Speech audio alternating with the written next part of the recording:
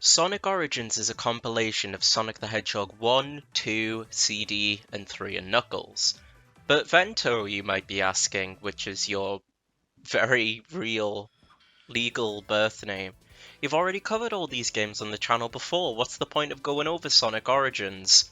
Well, it's new. It's probably good for views, isn't it? But I also want to go over the collection as a whole to see what it brings to the table in terms of new features and if this is the definitive way of playing these classic games.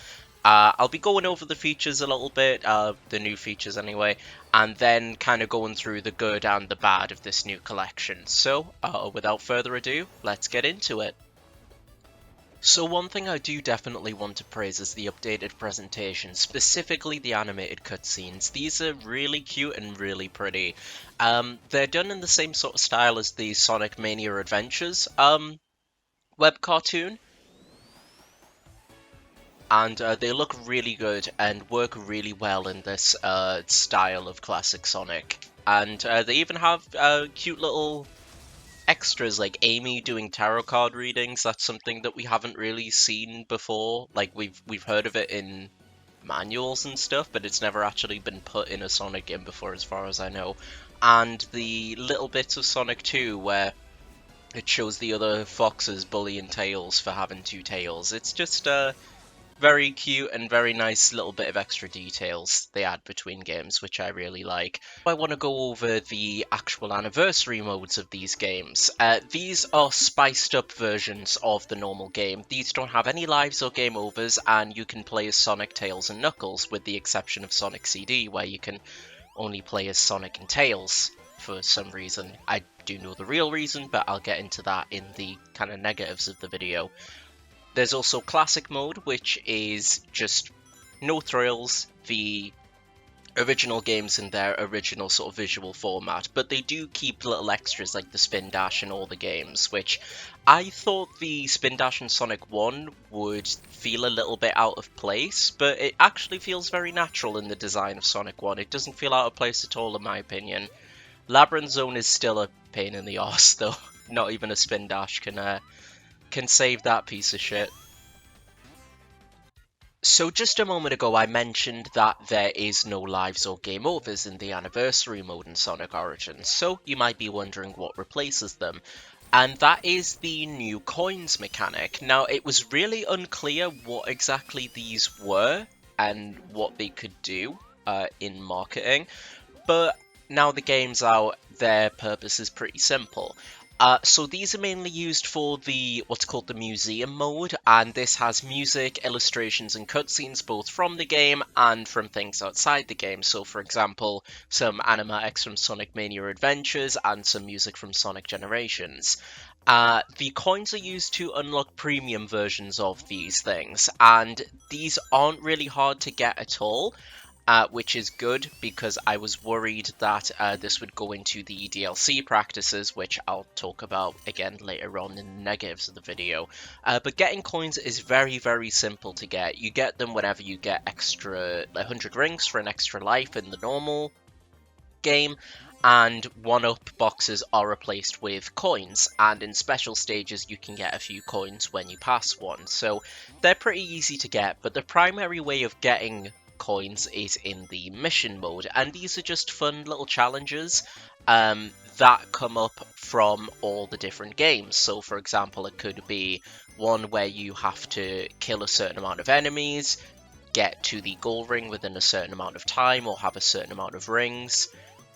Lots of different little scenarios, and I found these like surprisingly fun. Like I didn't think I was going to be bothered about these, but they're kind of addicting once you get into a couple of them, and they turn out to be really fun to play.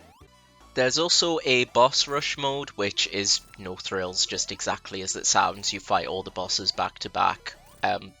Classic Sonic isn't really known for its bosses in my opinion, so this is kind of not really a mode that appeals to me, but I'm sure some people like it.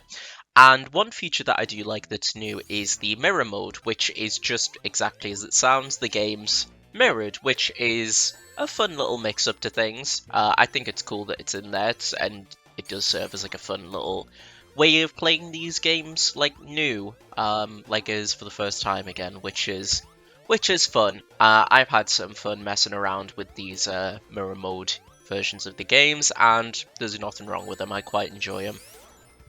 Oh, and one thing that's not really related to the collection itself, but I just kind of noticed is I think this is more so now that I've had experience with the game, whereas in my video I was playing it for the first time. This kind of gave me a new appreciation for Sonic CD. I still prefer Sonic 3 and Knuckles and Sonic 2 over it, but I don't know, I just kind of gained a new appreciation for this game. I didn't find it nearly as like annoying to navigate in terms of its level design, and it gave me time to just kind of stop and appreciate how good these stages look, primarily.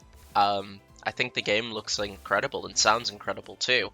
And one little change they made that I thought was pretty interesting was I believe that they changed the timeline of events for these games. So as far as I was aware, before this collection, the timeline was Sonic 1, Sonic 2, Sonic CD, and then Sonic 3. But now, it's Sonic 1, Sonic CD, Sonic 2, and Sonic 3. As far as I'm aware, this doesn't make any sort of plot holes in the actual stories or anything like that. I just thought it was a curious enough change that it was worth documenting in this video, I guess. Sonic 2 and Sonic 3 are still the same great games that they are, except they actually improve Sonic 2 a little bit. You actually have to press another button when you jump to be supersonic, meaning that you don't get cut off from jumping once you've got Supersonic unlocked, which is nice, which is cool. And it even has the cut hidden palace zone in Sonic 2, which is so cool. This was only in the mobile ports before, so it's great that it's now on proper consoles. And a side note, I forgot to get footage of Sonic 2's hidden palace, so I've just been using Sonic 3's hidden palace. Whoops. Oh, and one little quality of life improvement that they made that I really like is you can also use the coins to retry special stages in any of the games, where instead of just having one shot per whatever means you took to get to the special stage, you can now use one coin to retry, which is something that I personally really like. I think this is a great little improvement to all of the games. Sadly though, this collection isn't perfect, far from it actually. The main issue that I have with this is the weird DLC practices that Sega took for the release of this game. There's this really cute little diorama mode that lets you get little 3D models of all the games in the menus, so you have different little dioramas and different little islands for each game. But you can't really look at them properly unless you get the digital deluxe edition. It's such a stupid thing to cordon off. I don't know why they did that. They also made certain music tracks that you can play in the levels outside of the original games DLC exclusive too, which again, I don't know why they just didn't have them as premium things in the music gallery for coins that you can purchase. That would have been so easy. You can just pay for it if you want, but you can unlock it in game. But no, they made a DLC exclusive, which is fucking stupid and just puts people off of buying the game, in my opinion. Another thing that I'm not so big of a fan of is kind of the lack of cohesion. So as I kind of alluded to before when I was talking about Sonic CD, so all of these, apart from Sonic 3 and Knuckles, which we'll get to later, are the mobile ports brought to consoles, which I have no problem with. These are really good ports in and of themselves. But every other game lets you play as Sonic, Tails, or Knuckles, except Sonic CD, it's just Sonic and Tails. Why didn't they take kind of the extra time to let you play as Knuckles in CD, or hell, Amy? I've seen some people request Metal Sonic, but since she's so prominent in the intro of the game, I would have thought they would have let a classic Amy be playable, even if it was just a palette swap of Sonic, and she had no new features. I see that as a giant missed opportunity here. I'm glad Tails and Knuckles are in the other games, and you can play as Tails in CD, but I really feel like they could have gone a little bit further to really add to this collection. And then we get to Sonic 3 and Knuckles, and this really pains me because this is my favorite 2D Sonic game, one of just my favorite games in general. they kind of dropped the ball here with Sonic 3K, which really pains me to say. And I just want to, before I get into anything about the game, it is not the developer's fault. So this was made by, I believe, his name Stealth, like in his team. Nothing to do with them. They've posted on Twitter, kind of that they didn't get a lot of time to go ahead and kind of fix the game, and bringing it into the Origins collection, it created bugs that were not in the build that they handed in. That's a very sort of Cliff Notes version of what happened. I imagine, really, if you're on this video, you know about this and what he's posted about the situation. And to be honest, the first time when I was playing this, just like off screen, just to not recording for this video, just to see how the game has been played again, I had no glitches whatsoever. Like, it ran absolutely fine for me. But recording, I did have a few times where some bugs came up when I was recording. None of them were really game-breaking, anything like that. I haven't came across reports where, like, the game's really breaking due to any of these glitches. But it's mainly things where it stops your momentum for a while, or weird collision detection, or there was one time in Marble Garden where I don't know what happened. I was supersonic hitting a robot, and then it did a big pan to the end of the stage, and then it just wouldn't scroll. Like, I just couldn't move and I had to restart the level, which was a bit annoying. Like I say, none of these are game breaking, and Sonic 3 and Knuckles is still the great game, you know, that it always was. But I do think it's a shame that Sega didn't give the team the time to properly polish the best game on the collection. That is really, really unfortunate. Another thing about Sonic 3 and Knuckles that a lot of people aren't happy with is the music. Now, as we know, Michael Jackson did contribute quite a bit to the music of the game for Sonic 3, and because of that, I don't know whether it's to do with licensing fees or legal trouble or whatever, but the music was changed to the prototype music for a couple zones, mainly Ice Cap, Carnival Night, and Launch Zone. And the music of them is different, and this is a massive, massive downgrade for Ice Cap Zone in particular. That original theme is so good, and the Sonic Origins like prototype version that they used, really not a fan of. To be honest, the Carnival Night one, I've never liked the Carnival Night theme. I actually prefer the theme that they went with for Sonic Origins. I don't know if that's controversial, but yeah, I honestly prefer the Origins version to Carnival Night. Carnival Night kind of got on my nerves, its theme. And Launch Base, I prefer the original version. I don't hate the new version, but I definitely prefer the original version for Launch Base. So ideally, I would have preferred them all to be there, and there to be a toggle like in Sonic CD where you can change the music from the prototype version to the original versions. But sadly, that's not something that we can get. I wish we did, but I can kind of understand why they didn't go with that in this instance, but it's still quite the shame. But one thing they did music-wise that I like is they gave, when the characters go into their super and hyper forms, an actual theme, and instead of like a 10-second loop. And yeah, it sounds alright, sounds pretty nice. I quite like it.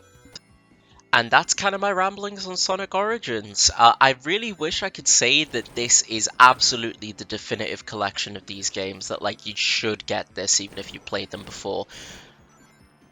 But I can't really say that in full confidence. I think a lot of it is to do with the price tag. Now, I've seen a lot of complaints in regards to this game's price, and I don't think it's that unreasonable. I think it is a little bit expensive for what you get and some of the more buggier aspects of the game. Like, in the UK, it's £35. I think putting it to like 30 or 25 would have been more reasonable, personally.